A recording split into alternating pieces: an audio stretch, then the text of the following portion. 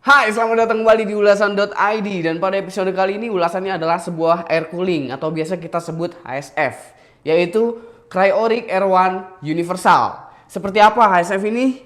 Mari kita ulas.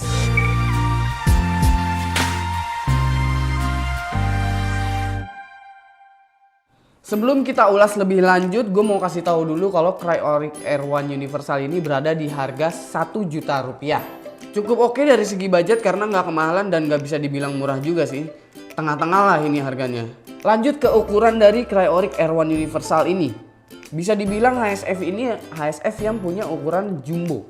Kenapa gue bilang begitu? Ya lihat aja nih, gede kan? Tinggi HSF ini mencapai 20 cm. Jadi pastiin kalau mau pasang HSF ini casingnya muat ya. Oh iya, Cryoric Air1 ini support sampai triple fan. Tapi yang didapat di sini hanya dual fan aja. Masing-masing bawaannya adalah berukuran 140 mm atau 14 cm. Kalau lo mau tambahin fan lagi, udah dapet kok bracket fan tambahannya. Nggak cuma tinggi dan juga jumbo ukurannya, Cryoric Air1 ini juga mempunyai berat yang cukup berbobot. Beratnya itu 1,2 kg. Ya wajar sih, secara HSF ini aja gede banget. Nggak usah mikirin Cryoric Air1 ini kompatibel atau enggak sama motherboard lo. Karena baik Intel ataupun AMD udah support banyak. Mulai dari LGA 775, 115X, 1136 dan juga 2011.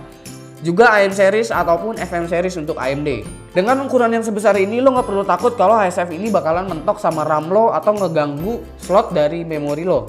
Karena ini udah didesain sedemikian rupa biar si HSF ini nggak mentok RAM-nya. Jadi dia agak mundur gitu. Ya jadi no RAM limit untuk Cryoric Air1 Universal ini. Total heat pipes yang ada di Cryoric ini ada 7 buah, yang dimana heat pipes-nya itu full contact terhadap fan dan juga heatsink-nya. Cara pemasangan yang nggak sulit juga bisa jadi nilai plus untuk heatsink fan Cryoric Air1 Universal ini. Lo tinggal pasang backplate pada bagian belakang, pasang bracketnya, bracket Intel atau AMD, lalu tinggal dibaut deh. Ngebautnya pun nggak perlu kesusahan, soalnya tinggal masukin aja obeng dari Cryoric lewat atas heatsinknya. Ingat jangan terlalu kenceng muterin bautnya biar prosesor gak begitu ketekan dan mencegah terjadinya kebengkokan pada bagian cooler atau si prosesornya itu sendiri. Jadi pasangnya pastikan aja heatsink fan-nya udah kepasang dan gak bisa dicabut, jadi gak perlu terlalu kenceng, itu udah cukup. Nah untuk testing suhu gue coba di sini untuk prosesor Intel Core i5 6600K. Tentunya gue tes untuk dalam keadaan idle dan juga dalam keadaan full load. Gue juga tes dalam keadaan stock clock yaitu 3,5 GHz dan juga dalam keadaan OC di 4,5 GHz.